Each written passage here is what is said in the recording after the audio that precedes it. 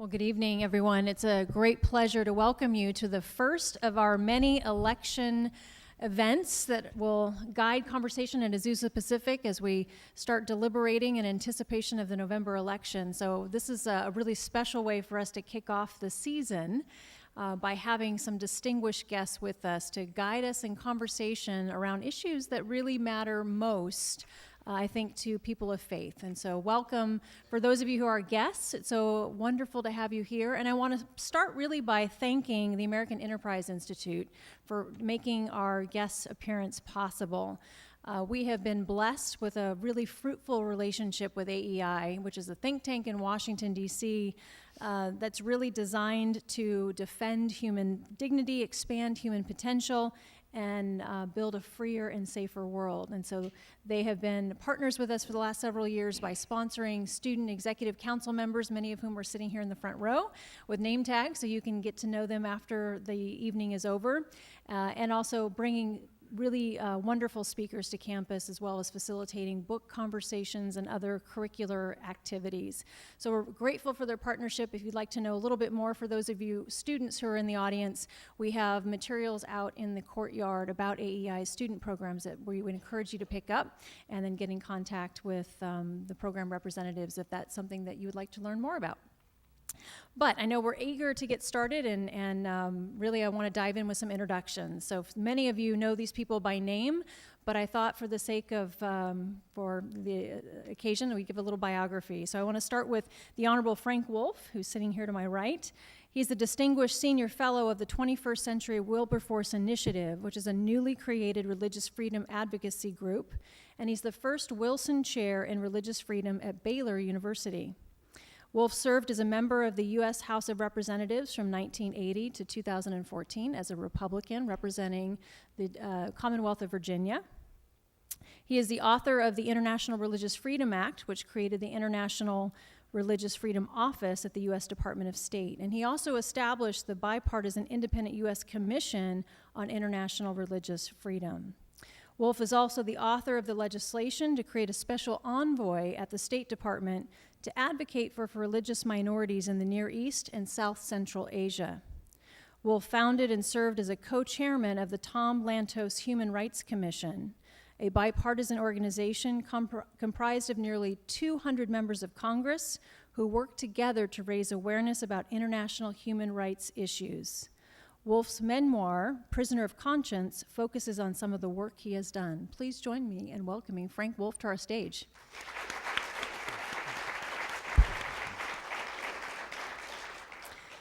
And of course, sitting on my far right is the Honorable Tony Hall, who's a leading advocate for hunger relief programs and improving human rights conditions in the world. He's been nominated for the Nobel Peace Prize 3 times, and in February of 2002, President George W. Bush asked him to serve as the U.S. Ambassador to the United Nations Agencies for Food and Agriculture. He was confirmed by the U.S. Senate and sworn in by Secretary of State Colin Powell in September 2002 and served until 2005 in that capacity. He retired from official diplomatic service in April 2006. Prior to that time, though, Ambassador Hall represented the 3rd District of Ohio in the U.S. Congress as a Democrat for almost 24 years. He is currently serving as the executive director of the Alliance to End Hunger, which engages diverse institutions in building the public and political will to end hunger at home and abroad. He is the author of Changing the Face of Hunger, the story of how liberals, conservatives, Republicans, Democrats, and people of faith are joining forces in a new movement to help the hungry, the poor, and the oppressed. And both of these books are available at Amazon or a book retailer near you. Please join me in welcoming Ambassador Hall. Thank you.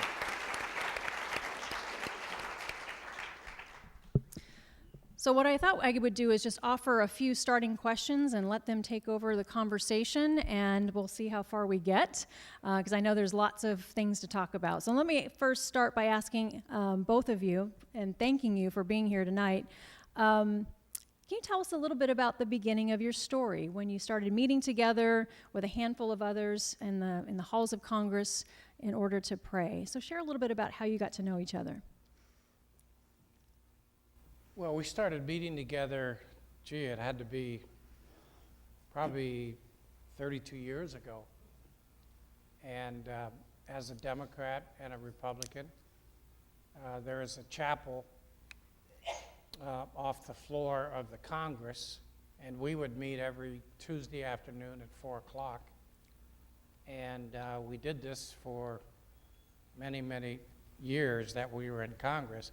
And to this day, we still meet often.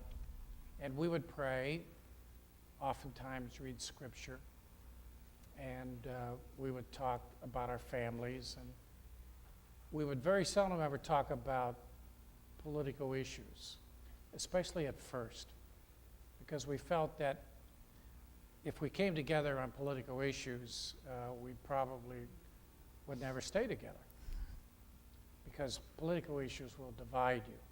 But when you pray together as brothers, it's pretty hard to get up and be mad at one another and go on the floor of the House and vote against one another, talk against one another, be partisan with one another.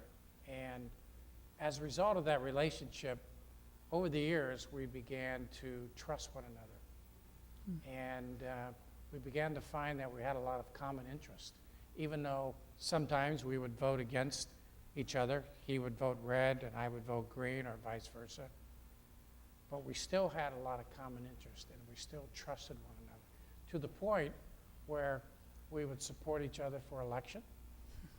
And when he would run for office, I would support him. I even donated to his campaign. My wife worked in his campaign. And you don't see that very much anymore. And we have become very good friends because of our faith, because of the love of Jesus, I believe. Well, I think Tony pretty much said it all. We did join in the group. I mentioned a little earlier at the dinner. In the group, there were four of us. Dan Coates, who is now a United States Senator from Indiana, who then was a House member, was in, we were in the same class in 1980, the Reagan robot class. And then Tony and Bob McEwen, who was a member from Ohio, and myself. And it was a little uncomfortable for me because I had run for office in 1976 and lost, and ran again in 1978 and lost again. And my district was the Northern Virginia area, and we were targeted. My seat, it was always what they call a marginal swing seat. I beat an incumbent member. And so the thought of sitting down with a Democratic member and sharing, and then he runs out to the DCCC, that's a Democratic Campaign Committee, and tells them, hey, Wolf says this, and he's really, he has a problem. So it really was very uncomfortable for a period of time. And then, I think as Tony said, breaking bread with one another. There's something magic about breaking bread, having a meal, and then praying with one another. And it's then impossible to sort of almost go out and criticize one another. And I know there are going to be some questions later on. I won't get in detail. My life changed. My faith deepened. My wife and Tony's wife are very, very close together. They're in a small group even today. They just had a party for Tony's wife, her birthday the other day. And if you look at my record in Congress, for 4 years, I did transportation and I did federal employee issues, because a lot of federal employees in my district. He urged me to go to Ethiopia, which we'll talk about, and Romania. And so it was a dramatic change. So had I not joined the group and become friends based around the teachings of Jesus, no partisanship in it all, my whole life, my whole career would have been totally different. And it's been a blessing since. So you mentioned Ethiopia, and we know that the country was ravaged by famine in the early 1980s. And both of you visited and wrote books about it, or your experience showed up in your books. Tell me how that trip happened, and how did that change your perspective on issues and motivate you to write? Well, Tony called me. I had just gotten on Appropriations Committee. I had actually not been out of the country before I got elected to Congress. I was in Canada once. And he said, I just got back from Ethiopia. He said, you got to go. And I had been campaigning in a division of motor vehicles. If you ever want a crowd, you're running for office in Virginia, go to the DMV. It's always crowded. and they're usually new voters, and you can, and so a lady said, have you seen what's going on in Ethiopia? I said, well, yeah, I had. And she said, would you go? I said, well, yeah. And she was working for World Vision. And then I never thought another thing of it.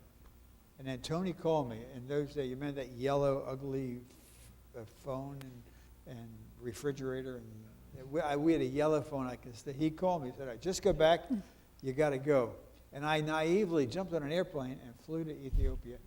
And in those days, it was Mengistu. The Russians were there. The Cubans were there. And I couldn't get up to where Tony was. And the Washington Post did a story saying Wolf is eating pizza in the restaurant. And they have good pizza. If you recall, the Italians used to run Ethiopia. And I was embarrassed. Finally, World Vision, the dean said a World Vision guy was going to be here, said, we have a plane going up. I flew up in their plane, Alamata, Kurum, and I think Tony will tell you what we saw, what he saw. It was life-changing. And there was a guy, and if there's a World Vision person here that were coming, a guy named Bob Latta, L-A-T-T-A, who I said, I'd like to stay. He said, if you stay, I'll stay. And his comments and World Vision got me to stay. And it was a life-changing experience, and because of Tony. Well, I was chairman of the Committee on International Hunger, and we kept hearing about these stories about Ethiopia and so many people dying. And I couldn't understand this. How can this happen? How can people die? How can so many people die? 7,000 people were dying every day from hunger. I thought, how can this be? And I felt incumbent upon me that maybe I should go see it, try to understand, and then I would come back to Congress and explain it. So I went, and I was the first member to go. And I was up country with Mother Teresa's group, Sisters of Charity, and I was on a stage, well, not a stage. This area that I was at was a clinic, probably no bigger than this stage. And as I walked in, there was thousands of people that had gathered, and they were all hungry, starving to death, because they had been escaping this, trying to escape this famine, and there was a civil war going on, so they were running for their lives. They were all starving, and they all, when they saw me, they thought I was a doctor. And they were thrusting their children at me, and some of their children were dead. Their mothers were handing me their dead children. And I saw 25 children die within 15 minutes. And there must have been 10,000 people there. And they all just laid down, and they all started to moan and die. And I never got over that. And for the next 3 days, that's what I saw. I saw death at such an alarming number. I had never seen anything like that. And I thought, you know, coming back from that experience,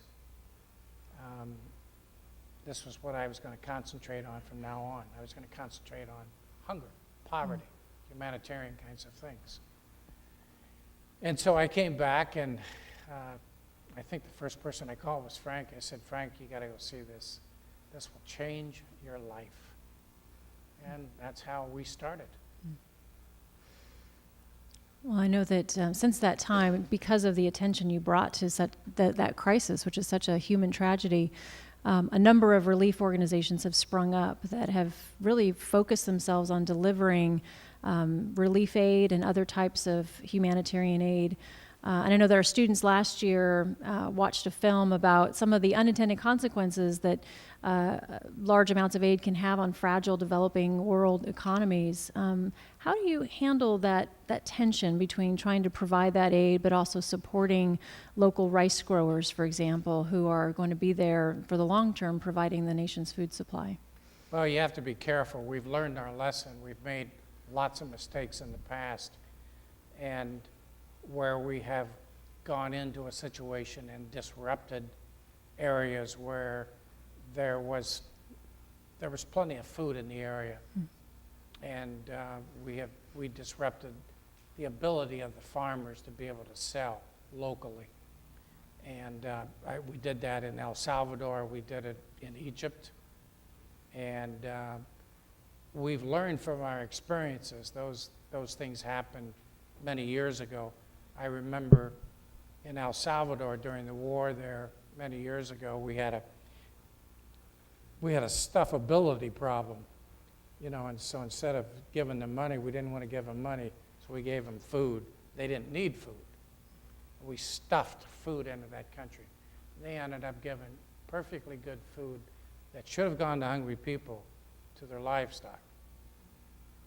And we learned from those terrible lessons that if we've got food in the area, we'll buy it. We'll buy it from the local farmers.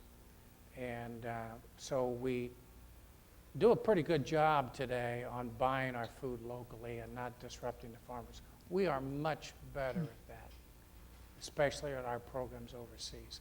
And we really work with our local NGOs and the indigenous groups over there. We're so much better at it. And, but we have made mistakes. So about 10 years after Ethiopia, the House voted to disband the Select Committee on Hunger that you had chaired for over 4 years. And as a result, you fasted for 22 days. Tell us a little bit about that experience. What did you learn, and did it accomplish anything? Yeah, I became chairman of the Select Committee on Hunger in the Congress, and after that Ethiopian experience, I really began to travel the world, and I would go every place. The Congo, the Sudan, Ethiopia, North Korea. I went every place. And we did a lot of legislation, and the committee really passed a lot of laws. New York Times called us the conscience of the Congress, our committee. We won a lot of awards, and the Congress at the time, we had very high deficits. And this was in 1993, and they decided that they needed to show something to the public. And sometimes the Congress oftentimes, you know, throws the baby out with the bathwater. They do something that's kind of stupid. And No. and they really, I find that hard to believe. yeah, well, sometimes they do that. But anyway, they, what they did was they said, look, we're going to start eliminating some things in Congress, and we're going to start giving the money back to the American people. Well, they eliminated my committee. And what happens sometimes is, you know, my committee was the only committee in the Congress that really dealt with the issue of hunger. And secondly, the poor and the hungry, they don't have much of a voice in this world. There's not a lot of advocates that walk the halls of Congress lobbying for the poor or the hungry. They don't have a voice. They're the voiceless. Anyway, it was easy to eliminate them. And they did. And they didn't give the money back to the American people. They kept it and spread it among the other committees. Now I'm mad. So I went home, told my wife. I said, Jan, I'm going to quit Congress. I can't stand these people. And I don't know what to do. They don't have a conscience for these kind of issues. My wife said, did you ever think about fasting? And she went and got her Bible in Isaiah 58. She read to me the chapter on fasting. And we discussed it, talked about it, prayed about it. And the next day, or it might have been 2 days later, after thinking about it and talking to some friends, I decided to go on a fast. And so I didn't eat for 22 days. I just drank water. And I went before the Congress of the United States and said, I'm not going to eat anything for the next, well, I didn't know how long I was going to fast. I'm going to drink water, and I'm going to do it until something good happens on hunger, because I'm so sick and tired of the Congress not caring about this issue. And I don't really care what happens to me. You know, I'm probably going to get beat because of this. And of course, there must have been 22 TV cameras there. They went nuts. And my colleagues thought I was crazy. You can imagine it, thinking, this guy is nuts. I mean, what's he doing here? He's fasting. Nobody's ever fasted in the Congress. And so, I mean, congressmen are leaving me like I am on fire or something. I mean, you know, this guy's nuts. This guy's crazy. But what happened was, the darndest thing, God turned this thing around like you can't believe. It became so powerful. The press began to write about it in the New York Times and the Washington Post, and the networks began to pick it up, and they wrote such great articles about this congressman who was fasting. 10,000 high schools fasted with me, 200 universities fasted with me. Across the country, we had no campaign, we didn't have any money, so I don't know if Azusa fasted with me, but on these campuses, we would have maybe 100 students that would fast for a couple hours, just in sympathy for this movement, and all kinds of wonderful things happen. And I'm fasting, waiting to see what other good things are going to happen, and the World Bank called me, and this ends the story, and it's about the 22nd, 21st day of the fast. I'm losing weight like you can't believe. It's falling off of me. And they said, you know, we have been reading about your fast. This is the largest bank in the world. It's a multi-billion-dollar bank. They said, we want you to come and make a speech. We're inviting a lot of world leaders. Jimmy Carter's coming, the Secretary General's coming. And if you make a good speech, maybe we'll commit some money to your fast. So I went, and they committed $100 million. Wow. And it mostly went out to women in the world for microcredit, microfinance. One fast, 100 million. All I did was stop eating. My wife gave me the idea. God did everything. It's the darndest thing I've ever seen. Yeah.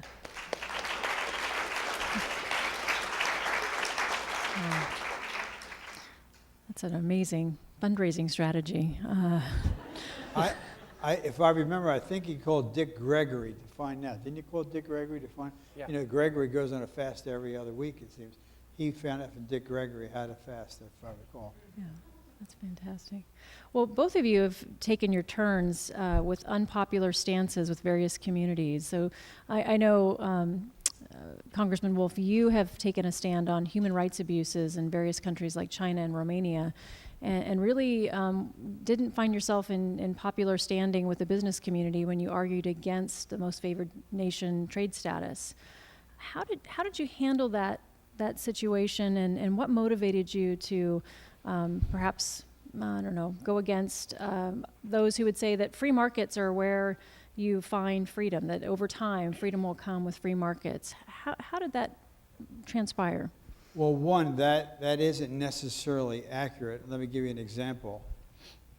China, there's more oppression and persecution taking place today in China than any time in the last 20 years. You have Catholic bishops under house arrest. You have Protestant pastors, 400 to 500 in jail. If you follow the paper, I slipped into Tibet in the late 90s, and we followed Tibet on a daily basis. About 140 Tibetan monks and nuns have killed themselves or poured kerosene on their body in the last year. They're cracking down on the Uyghurs, the Muslims.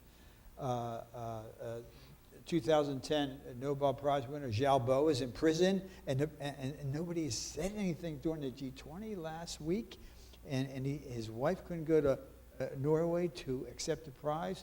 They have programs where for $50,000 you can get a new kidney, and they go in, they take your kidney, your blood type, and they go in, they find somebody in the prison, and so it does not necessarily follow. There is more persecution taking place in China today, and so the difficulty would be sometimes would be many times didn't like it because they want to do business in China. You remember several months ago when Mike Pence passed a religious freedom law in Indiana. Tim Cook, head of Apple, a California company, said there's something rotten in Indiana. Well, Tim Cook, if you have an iPhone, it's made in Foxconn in China, where there's a suicide rate. You go to Foxconn, they're jumping out of the buildings, and they have nets all over. I mean, I don't see Google, Amazon pulling out. So more high-tech are in my district, the Northern Virginia area. They just didn't quite understand. Jesus has more to say. In the Old Testament, there's passages, read Ecclesiastes 4:1. I saw all the oppression. There was nobody to defend those who were being oppressed. Luke 4, Jesus talked. So it doesn't really follow that because there's economic prosperity, there's going to be freedom. China's the example. On Romania, I went to Romania with Tony. Ceausescu was bulldozing churches, bulldozing synagogues, arresting people. And the coal industry of Virginia were buying a lot of, they were selling coal to Romania. So it doesn't always hold. Generally, free markets are good, and I respect what AEI does. I want to commend AEI for what they do, and Brooks is a great leader. But China is an example of economic growth and free market with a crackdown of the one-child policy with regard to abortion. So it really doesn't follow, and sometimes the high-tech community in my district didn't like the fact that we were standing up and speaking out for the persecuted church. And I think President Reagan said that the words in the Constitution and the words in the Declaration of Independence were a covenant, not only with the people in Philadelphia in 1776 and the people in Philadelphia in 1787 when the Constitution was ratified, but Reagan said it was a covenant with the entire world. It was a covenant with a tank man, the guy in Tiananmen Square. It's a covenant with Sister Diana in Iraq. It's a covenant with Xiao Bo. And so I believe that this country is stronger when we advocate for human rights and religious freedom. And sometimes you just got to speak out and sometimes go against where the economic interest of the nation is. So along those lines, I know that you have a passion for what's happening in the Middle East. Talk to us a little bit about your concerns regarding the Christian genocide and the genocide against other religious minorities that's happening in various countries like Iraq. We were in Iraq last year up in the north area. And keep in mind when you think about Iraq, and this is a Christian college, and you'll understand this perhaps better than I did. More biblical activity took place in Iraq than any other country of the world other than Israel. Abraham is from Ur, which is Nasiriyah. Daniel lived most of his life there in Babylon. Daniel's buried in Iraq. Ezekiel's buried in Iraq. Jacob spent 20 years in Iraq. Nahum, I was in a little village up in the front lines. We touched Nahum's tomb. Jonah's tomb was blown up a year ago by ISIS. And when we were there, we were with a Catholic nun, Sister Diana. But over and over, so many said, Mr. Wolf, does the church in the West care about us? We are ready to see the end of Christianity in the cradle of Christendom. When the war started in 2001 and 2002, the Christian population of Iraq was 1.5 million. Today, there are 200 to 250,000. 17 Iraqi Christian families leave every day, and they would like to stay. Don't get the impression everyone wants to come here. They like to stay, but they said, Mr. Wolf, help us stay, but if you won't help us stay, let us go. There's a saying that says, first the Sephardi people, and then the Sunni people. The Jewish population in Iraq in 1950 was 150,000. When we were asked this, how many Jewish people are left, they said that, Mr. Wolf, there are about 10 elderly individuals. And so what's taking place to the Jewish community is taking place to the Christian community. And so should not the church in the West feel the burden when we are literally seeing the eradication of Christianity in the cradle of Christendom? Not only the Christians, but also the Yazidis. There are 3,000 Yazidi girls who are still being held by ISIS. And I believe that we in the church, look at what Jesus said in Luke 4, we read the Old Testament, New Testament, we in the West have a moral obligation to speak out. And quite frankly, I've been disappointed. Cardinal Wuerl spoke out. Cardinal Dolan, Russell Moore, Rick Warren, to his credit, you're out here. But overall, the church in the West has been very silent as we're literally seeing the end. By the time I'm 77, hopefully the Lord will give me some more years. There's a group in England that said in 5 years, there'll be no Christians left in the cradle of Christianity, and now we see the end of Christianity almost taking place in Syria. And the church ought to speak out, because there are passages that say we should be advocating for those who are being persecuted. That's powerful. I know that, as the slogan goes, all politics is local. Both of you are seasoned veteran members of Congress, now retired from Congress, but spent multiple decades there serving your district well, and also really representing on the larger national issues.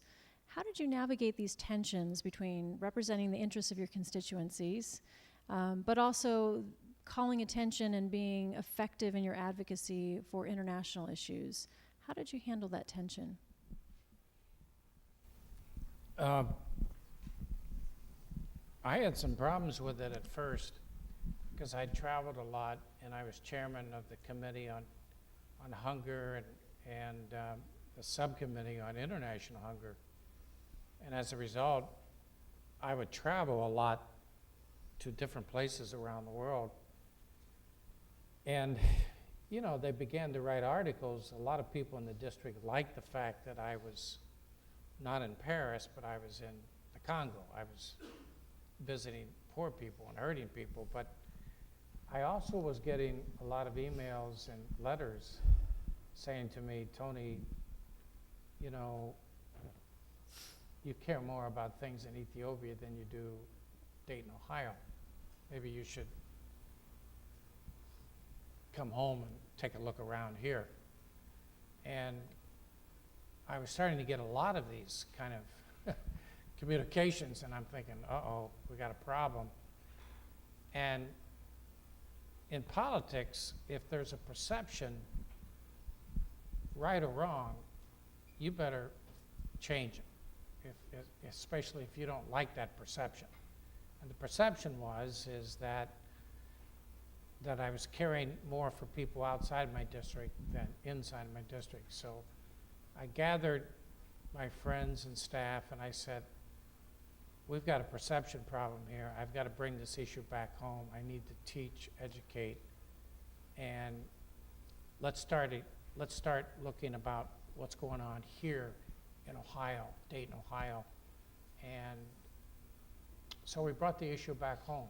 First thing we did is we did a 40-hour fast. And for every hour you would fast, we would get people to go out and raise money from their friends or family. Actually, we borrowed this from World Vision.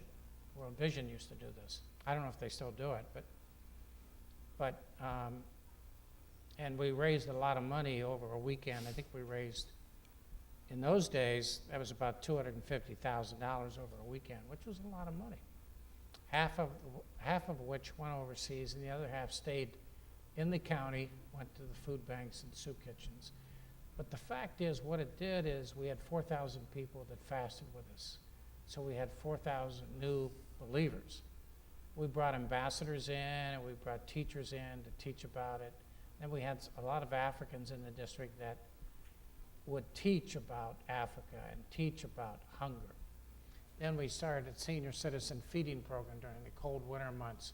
It gets cold in Ohio, snows a lot, and a lot of the senior citizens are shut in, so we take food out to them. We had lots of volunteers for this. And then we did gleaning programs where we'd go into the fields and glean food that farmers didn't want. And then we did immunization programs and to make a long story short, we started all these programs where we got tons and tons of volunteers to really be involved, and we really educated. At the beginning of my congressional career, I did a poll, and I listed 20 issues, and I said to my constituency, rate these issues from 1 through 20. You know, they were like deficit, defense, jobs, environment, poverty, hunger, blah, blah, blah. So I had 20 issues, and at the start of my career, hunger and poverty ranked like 18 and 19. At the end of my career, I ran the same poll, and hunger and poverty ranked number 2 and 3. I think it's the job of a political person, it's the job of an elected official to lead and guide, teach. And I found that I had to bring the issue back home and teach and educate and bring your constituency around. And I found that it works, and you can do that. But if I hadn't done it, I think it would have caused me a lot of trouble at, you know, when my election would come up. In my case, I don't think it really, I mean, the high-tech community, the head of AOL, what's his name? I forget his name now, but, you know, he didn't like my position on China. I remember once I was at the Rules Committee. Case. I was at the Rules Committee with your congressman, David Dreyer. And he was in, David said, come on in, meet your, and he just was colder than anything. But overall, I must say, I had the best, no offense, the best staff. We had the best crackerjack. One of the mother-in-law, one of Ann Huskies, who did all the work on the Religious Freedom Commission. And I had, boy, you had a problem, boy. We went to the mat for you, whether they lost your Social Security check or whatever the case. And I thought overall, God bless the people from my area, I think they were glad to see that I was involved in those issues. It wasn't a Paris air show, as Tony said. It was in Sudan. And Northern Virginia, we have a lot of CIA people, State Department people. And so once in a while, somebody would holler something out at a parade. But overall, I thought it was I don't think it ever hurt me insofar as I don't think I ever lost a vote by doing. And I agree with Tony. I never took it. I published for my entire time how I voted on every single issue. At the end, I was every vote, motion to recommit, every vote I published, so everyone had it. So I think it was if you're looking at it, it was very well received, and I respect the district. They thought it was a good thing to do. Well, I think, you know, one of the challenges that I shared with you earlier is that we have a number of students and faculty and friends in the community that are similarly motivated and concerned about really important issues like human trafficking, religious persecution, political imprisonment, and sometimes I think they feel discouraged by the lack of progress, or it seems like with every 2 steps forward, there's 3 steps back.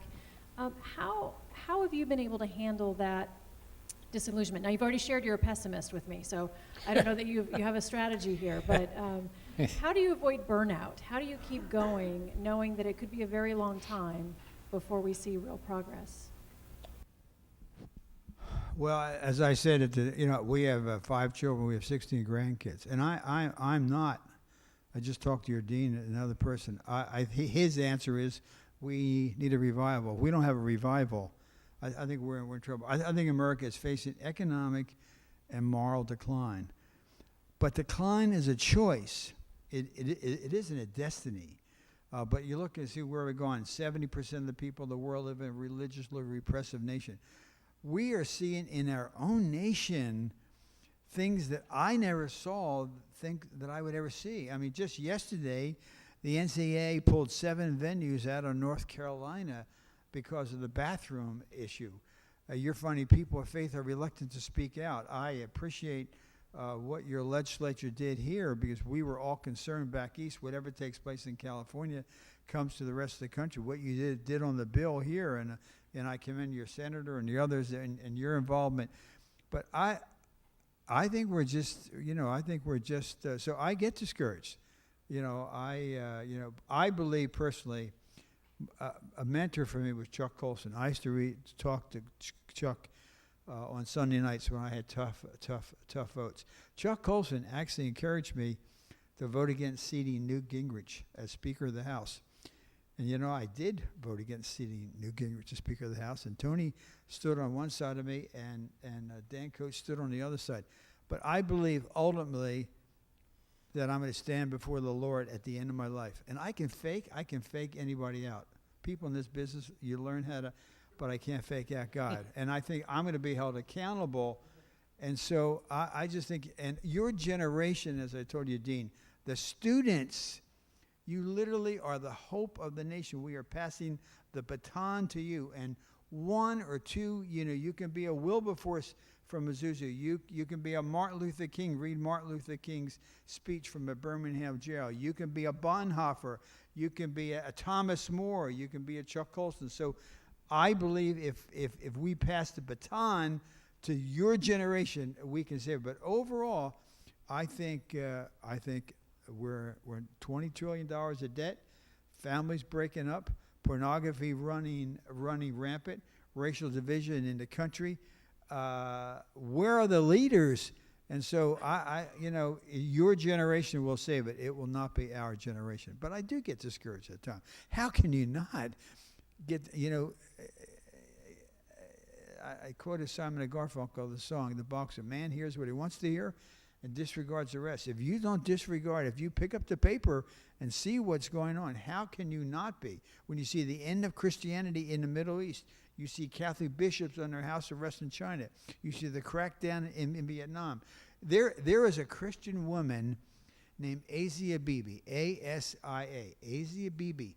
She is a Christian woman in Pakistan who is under a death sentence for blasphemy because she took a drink out of a cup of water with the Muslim women were drinking, and she's under a death sentence. The Supreme Court hears it. So when you look, but I believe, God's in control. There can be a revival. We have gone through this before, but what you're doing here can really make what you're doing here, this college and other Christian colleges, Westmont, Wheaton, Baylor and all, can have a greater impact than what's going to go in Congress. And the last comment is, everything that takes place in Congress is downstream from culture. And the faith community ought to be shaping the culture to have an impact on Congress. If you read Hannah More's book about Wilberforce says to Hannah More in the Clapham Society, more is being done outside of the parliament than being done inside of the parliament. So what you're doing here can make all the difference in the world.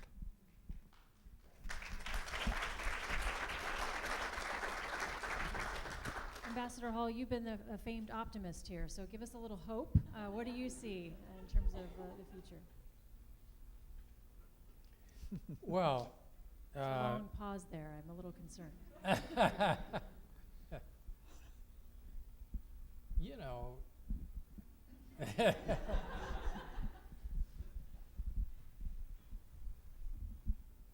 You ask, what does it take to stay encouraged and stay on top of things? And it's really your faith, really your love of the Lord. I get up every morning and I have private time with the Lord, and I read the scripture. And I've been practicing something recently that's kind of interesting. I've been acting like Jesus is sitting there, and so I'm having a little conversation with him, and it's kind of different. And but my relationship with Jesus has been really good the past couple of years. It's been wonderful. And it's been warm, and it's been growing, And I really want to love him with all my heart, soul, mind, and strength. And I've been studying what it is to love him with my heart, my soul, my mind, and strength. And I've been studying each word of that. I get encouragement from that and strength. Yes, we're going to have disappointments. I lost my son. I saw him die from leukemia many years ago. And I didn't think I was going to make it. But, you know, I came through that experience loving the Lord even more. Now, I can't explain that. I have no idea how that happened, but it did happen. And I can tell you that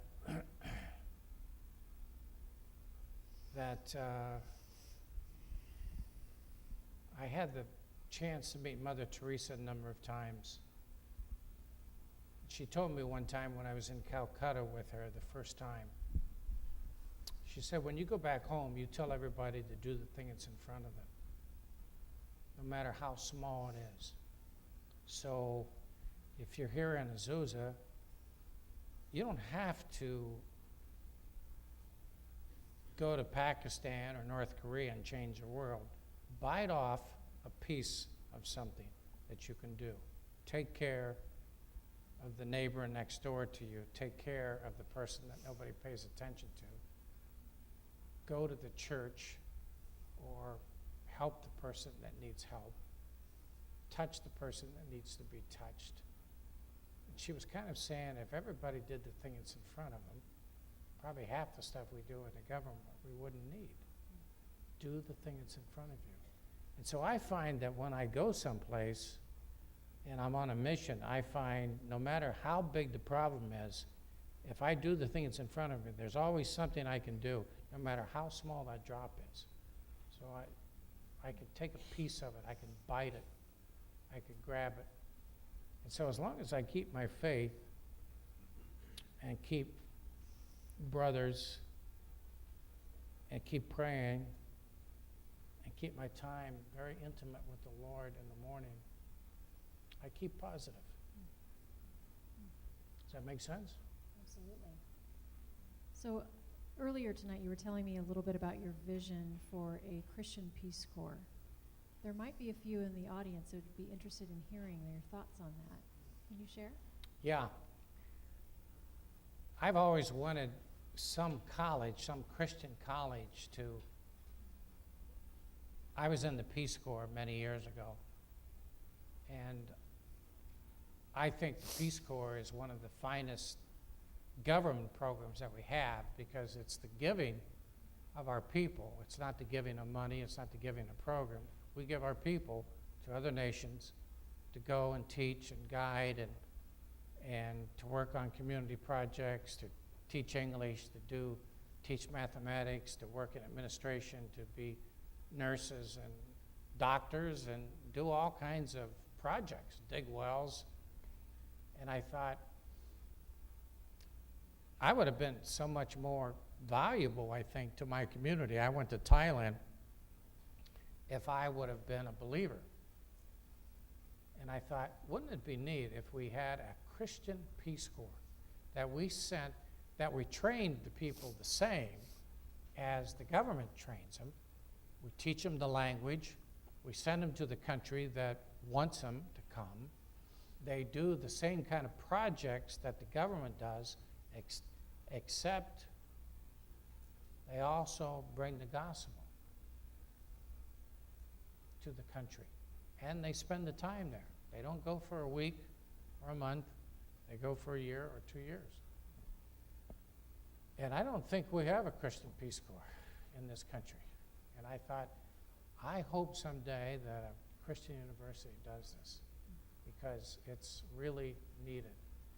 And it would be exciting to see that. I'd like to be part of that. Well, we're almost out of time, but I thought maybe we could wrap up a little bit, starting from where we began, and that's how in this climate where politics seems increasingly divisive.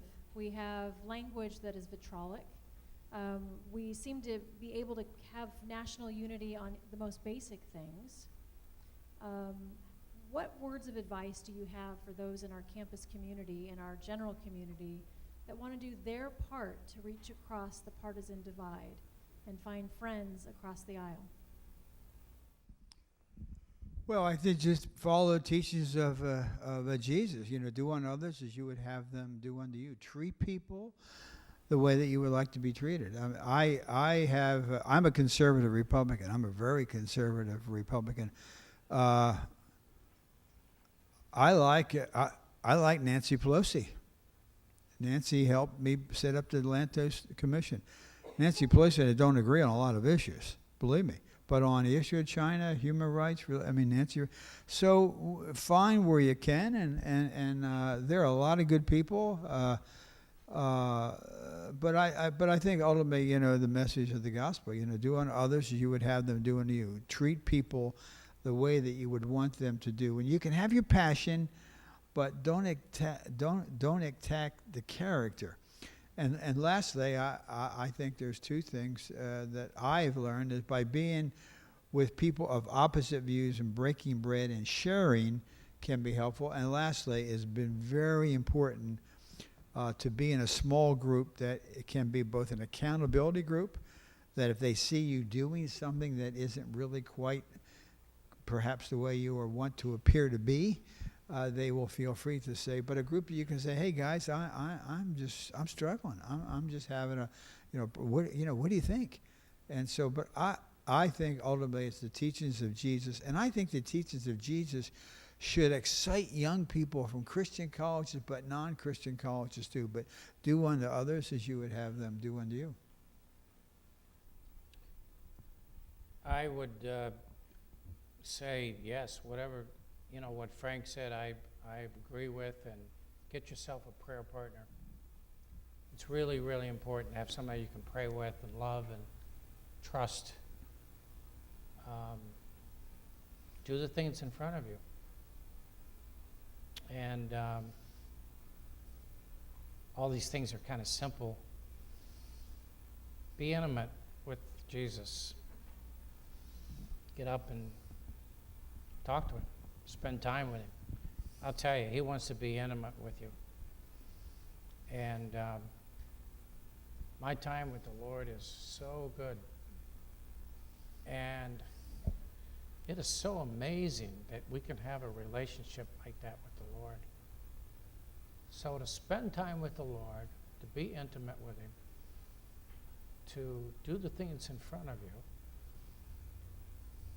and to have a prayer partner. And the prayer partner should be a little bit different than you.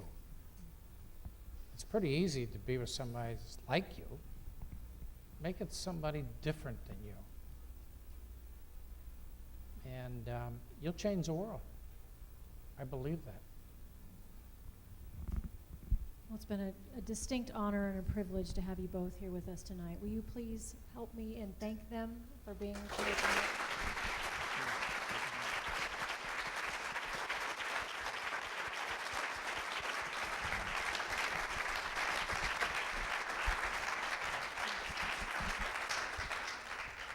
Well, our guests have just a little bit of time to spend talking with you all. We have a dessert reception right outside in the courtyard. Feel free to stop and say hello, grab a cookie, some coffee, lemonade. We have a little bit of time, and then I've been told they have to be whisked off to Santa Barbara tonight for yet another appearance at Westmont. So we've promised not to keep them too long. But thank you again for coming. It's been a wonderful privilege to have you here, and I hope to see you again soon.